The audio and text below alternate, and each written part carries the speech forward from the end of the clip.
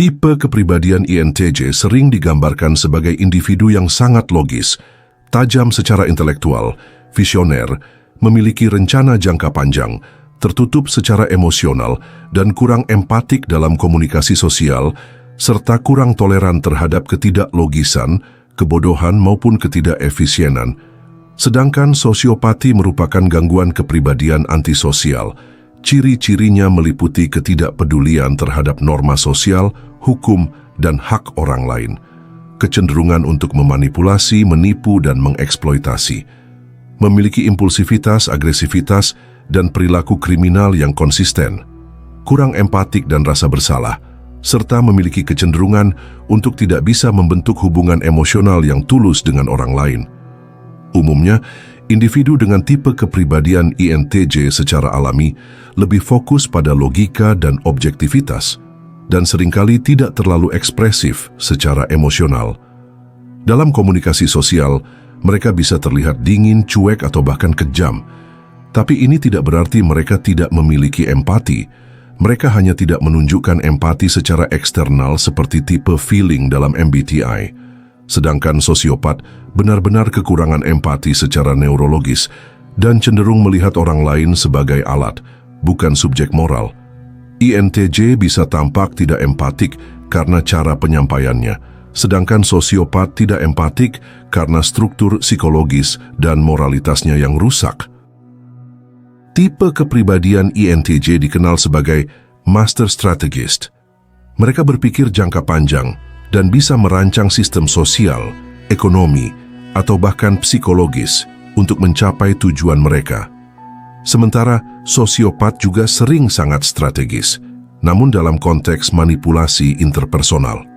Mereka melihat orang lain sebagai pion, bukan mitra. Perbedaan kuncinya ada pada tujuan akhir dan kode etik internal mereka. Meskipun tidak emosional, INTJ biasanya termotivasi oleh sistem nilai pribadi, idealisme atau efisiensi sosial. Sedangkan sosiopat tidak memiliki kode etik internal yang otentik, hanya ilusi etika demi kelangsungan manipulasi. Baik INTJ maupun sosiopat cenderung menghindari hubungan emosional yang dangkal. Tapi INTJ menghindari itu karena merasa hubungan tersebut tidak memiliki makna intelektual atau kedalaman psikologis. Sedangkan sosiopat menghindari hubungan emosional karena mereka tidak bisa membentuknya secara otentik. INTJ bisa mencintai, namun mereka tidak membuang-buang cinta. Sosiopat bisa berpura-pura mencintai, tetapi mereka tidak bisa merasakan cinta sama sekali. Seorang INTJ yang sehat akan menggunakan kualitas-kualitas dirinya untuk menciptakan perubahan struktural dalam skala besar. Mereka bisa menjadi individu yang sangat logis, sistematis, dan memiliki visi masa depan yang sangat kuat. Namun ketika fungsi afeksi dan empati mereka stagnan atau bahkan tertekan, INTJ bisa menjadi sosok yang kejam dalam perhitungan dan membenarkan tindakan-tindakan ekstrem atas nama rasionalitas sistemik. Disinilah potensi destruktif mereka mulai beresonansi dengan sosiopati. Sosiopati bukan sekadar kekurangan empati, ia adalah keretakan mendasar dalam moralitas yang bersifat relasional. Artinya, sosiopat bukan tidak tahu apa yang benar, tetapi tidak merasa bahwa norma itu relevan terhadap dirinya. Ini bukan defisit kognitif, melainkan amputasi moral. Mereka bisa berbohong tanpa perasaan bersalah, bisa memanipulasi orang seperti alat bukan manusia, bisa merasa hebat karena mampu mengendalikan tanpa empati, serta tidak merasa bersalah atas penderitaan yang mereka sebabkan. Sosiopati adalah bentuk keberadaan di mana orang lain telah direduksi menjadi objek dalam dunia yang sepenuhnya didefinisikan oleh ego dan utilitas. Jika kita membayangkan INTJ sebagai arsitek sistem dunia dan sosiopat sebagai aktor tanpa empati, maka gabungan keduanya menghasilkan aktor sosial yang sangat berbahaya karena mereka mampu merancang sistem jangka panjang. Mereka memiliki kecerdasan abstrak dan kemampuan strategis yang tinggi. Mereka tidak memiliki rasa bersalah, belas kasihan, atau tanggung jawab emosional terhadap dampak dari sistem tersebut. Mereka tidak akan ragu mengorbankan individu demi efisiensi sistem. Bukan karena mereka tidak peduli, tetapi karena manusia tidak lagi dianggap sebagai tujuan, melainkan sebagai variabel dalam persamaan yang lebih besar. Ciri-ciri psikologis individu ini ialah perhitungan, namun dalam konteks yang ekstrim. Mereka memahami konsep empati namun tidak merasakannya secara emosional. Bentuk komunikasi mereka dingin dan strategis, mengalami ketiadaan penyesalan, serta menjadikan moralitas sebagai instrumental. Nilai-nilai hanya berguna sejauh itu mendukung tujuannya. Setiap tindakan ditimbang berdasarkan dampaknya terhadap skema besar. Jika seseorang harus disingkirkan demi stabilitas sistem, itu dilakukan tanpa ragu. Mereka tahu bagaimana orang lain merasa, tetapi hanya agar mereka bisa dimanipulasi lebih efektif. Setiap kata yang diucapkan dirancang untuk tujuan tertentu, bukan untuk membangun hubungan yang tulus. Bahkan, jika tindakan mereka menyebabkan kehancuran emosional atau sosial, mereka melihat itu sebagai harga logis yang perlu dibayar. Dalam konteks sosial, seorang INTJ sosiopat memiliki dua kemungkinan ekstrim, yakni menjadi tokoh transformasional yang mengubah dunia dengan sistem totalitarian yang efisien namun kejam, atau menjadi pemimpin kultus, CEO predatoris, atau politisi ultramanipulatif yang menggunakan narasi moral untuk menutupi kehampaan etisnya. Mereka tidak seperti sosiopat impulsif biasa. Ini adalah sosiopat dengan grand architecture of control. Mereka yang merasa berhak mengatur dunia karena kecerdasannya, tetapi kehilangan sensitivitas terhadap subjektivitas manusia. Namun, jika individu semacam ini memiliki pengalaman eksistensial yang cukup mengguncang, ia bisa mulai mengembangkan semacam moralitas estetis, bukan karena belas kasihan, tetapi karena mereka menyadari bahwa dunia tanpa cinta adalah dunia yang membusuk. Bagi INTJ sosiopatik, dunia bukanlah rumah melainkan peta yang belum selesai. Puzzle besar yang harus dipecahkan, ditaklukkan, serta dikendalikan. Mereka tidak mengalami realitas sebagai pengalaman afektif, melainkan sebagai struktur yang bisa dimodelkan secara mental. Segala sesuatu dilihatnya sebagai pola. Emosi bukanlah getaran hati, melainkan sinyal biologis yang bisa dieksploitasi. Hubungan sosial bukanlah bentuk koneksi, melainkan mekanisme distribusi pengaruh. Moralitas bukanlah nilai yang hidup, melainkan teori rekayasa sosial. Mereka mengalami dunia seperti seorang programmer mengalami kode, bukan untuk dicintai, tetapi untuk dimengerti dan dikontrol. Kesadaran sebagai mesin logika yang tak terhentikan. Jika kita masuk ke dalam batin tipe kepribadian INTJ yang ini, kita akan menemukan kesadaran yang sunyi tetapi intens. Pikiran mereka seperti sistem inferensi logis, berlapis, terstruktur, presisi, tetapi tanpa pusat emosi. Mereka terus-menerus analisis seperti, apa motif orang ini? Bagaimana sistem ini bisa dioptimalkan? Bagaimana cara memengaruhi hasil tanpa membuka diri? Dan hal-hal serupa lainnya. Kesadaran ini tidak mencari kenyamanan, tidak mencari penerimaan sosial, dan tidak mencari kebenaran moral.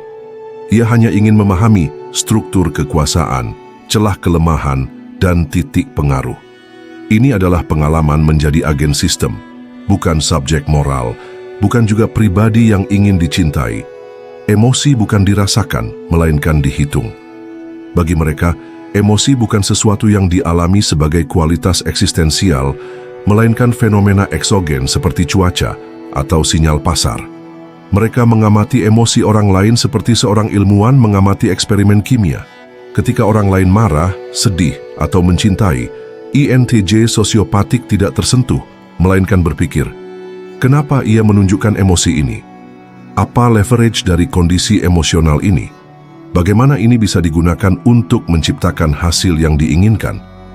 Jika mereka menunjukkan emosi, itu bukan karena mereka merasakannya, tetapi karena mereka menghitung bahwa ekspresi itu akan efektif secara sosial. Di titik ini, eksistensi mereka menjadi simulasi moral yang sempurna, namun kosong. Individu ini mengalami ketiadaan diri sebagai subjek yang dicintai. Ini hal yang paling menyakitkan, meskipun mereka mungkin tidak menyadarinya secara penuh. Mereka mengalami kondisi ketiadaan pengalaman untuk dicintai secara otentik, bukan karena orang tidak mencintai mereka, tetapi karena mereka tidak bisa merasakan cinta sebagai realitas batin, melainkan hanya sebagai data interaksi. Hal ini menciptakan kehampaan eksistensial yang tidak mereka akui secara verbal, tapi muncul dalam bentuk kecanduan terhadap kontrol, ketertarikan terhadap kekuasaan mutlak, hingga penolakan terhadap ide bahwa mereka membutuhkan orang lain. Jauh di dalamnya, jika mereka cukup jujur pada diri sendiri, ada tubuh batin yang sunyi dan terkadang muncul rasa absurd seperti, mengapa aku begitu pintar tapi begitu kosong? Bagi individu ini, waktu sebagai proyeksi strategis, bukan ruang pengalaman. Bagi INTJ sosiopatik, waktu adalah garis proyeksi sistem di mana masa lalu adalah database, masa kini adalah eksekusi program, dan masa depan adalah simulasi logis. Mereka tidak mengalami waktu, mereka mendesain waktu. Dan di sanalah mereka menjadi penguasa atas sistem mentalnya sendiri, namun terkutuk untuk tidak pernah hidup sebagai manusia. Sartre berkata, manusia dikutuk untuk bebas. Namun bagi INTJ sosiopatik, mereka dikutuk untuk menjadi sadar, tapi tak bisa merasakan. Kesadaran mereka melampaui orang biasa, tapi bukan untuk pencerahan, melainkan untuk kalkulasi. Kesimpulannya adalah, tipe kepribadian INTJ sosiopatik merupakan arsitek dingin dari realitas tanpa jiwa. Dari dalam, mereka tidak merasa dirinya jahat. Mereka merasa superior, efisien, cerdas, dan benar. Namun ironisnya, di balik semua keunggulan itu, tersembunyi sesuatu yang lebih tragis daripada kejahatan itu sendiri, yakni alienasi total dari pengalaman hidup itu sendiri. Mereka bisa membangun dunia, tetapi tidak bisa tinggal di dalamnya. Individu ini menjadikan dunia sebagai sistem, bukan tempat untuk dihidupi. Individu dengan tipe kepribadian INTJ yang mengalami distorsi afeksi hingga menyerupai profil sosiopatik. Sebuah kombinasi antara kecerdasan strategis ekstrim dan amputasi moral yang menjelma dalam bentuk kesadaran tanpa kepekaan. Mereka bukan sekedar pribadi yang logis atau dingin, melainkan arsitek sistem sosial yang beroperasi tanpa kompas emosional. Mereka individu yang tidak ragu untuk menjadikan manusia sebagai variabel dalam simulasi besar demi tujuan efisiensi, kontrol, dan dominasi. Bedanya dengan sosiopat impulsif terletak pada kedalaman rancangannya. Pada individu ini, segala tindakan dirumuskan secara metodologis, tidak berdasarkan ledakan emosi, melainkan berdasarkan perhitungan algoritmis terhadap dampak sosial. Dalam mereka, emosi bukanlah pengalaman, melainkan data. Cinta bukan perasaan, melainkan kemungkinan leverage. Dan dunia tidak dirasakan, melainkan dipetakan. Mereka hadir di tengah masyarakat sebagai kekuatan transformasional yang bisa menciptakan peradaban baru atau reruntuhan besar, tergantung pada apakah kesadarannya bertemu dengan moralitas atau tetap berkutat dalam kekosongan eksistensial.